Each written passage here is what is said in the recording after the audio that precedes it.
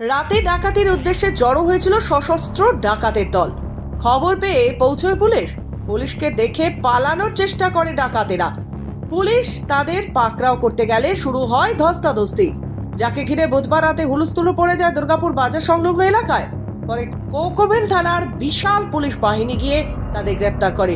ধৃত 5 দুষ্কৃতী বিহারের ঝাঁঝরার রঞ্জিত, রবি দাস, সন্তোষ দাস, ভিকি শাহ, বিজয় শাহ ও উত্তর 24 পরগনার মধ্যম গ্রামের দীপক দাস।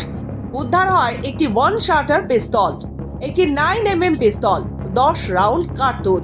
বৃহস্পতিবার ধৃতদের পুলিশ হেফাজতে চেয়ে তোলা হয় দুর্গাপুর মহকুমা আদালতে। পুলিশ সূত্রে খবরে ডাকাত দল বুধবার রাতে ট্রেনে করে দুর্গাপুর স্টেশনে আসে। তারপরে সেখান থেকে ডাকাতের উদ্দেশ্যে দুর্গাপুর স্টেশন বাজারে যায়।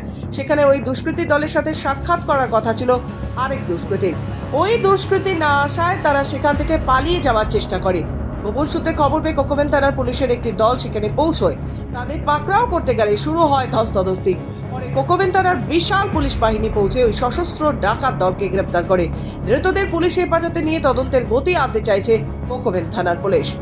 আসানসোল দুর্গাপুর পুলিশ কমিশনারেটের ডেপুটি কমিশনার অভিষেক গুপ্তা বলেন, সদা তৎপর আসানসোল দুর্গাপুর পুলিশ কমিশনারেট। দুর্গাপুর বাজার সংলগ্ন এলাকা থেকেও 5 দুষ্কৃতীকে গ্রেপ্তার করা হয়েছে।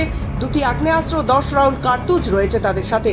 ধৃতদের 7 দিনের পুলিশ হেফাজত চেয়ে দুর্গাপুর মহকুমা আদালতে পেশ করা হয়েছে। কি উদ্দেশ্য নিয়ে এই দুষ্কৃতী দল এখানে জড়ো হয়েছিল, পুলিশ হেফাজতে নিয়ে তদন্ত চালানো হবে।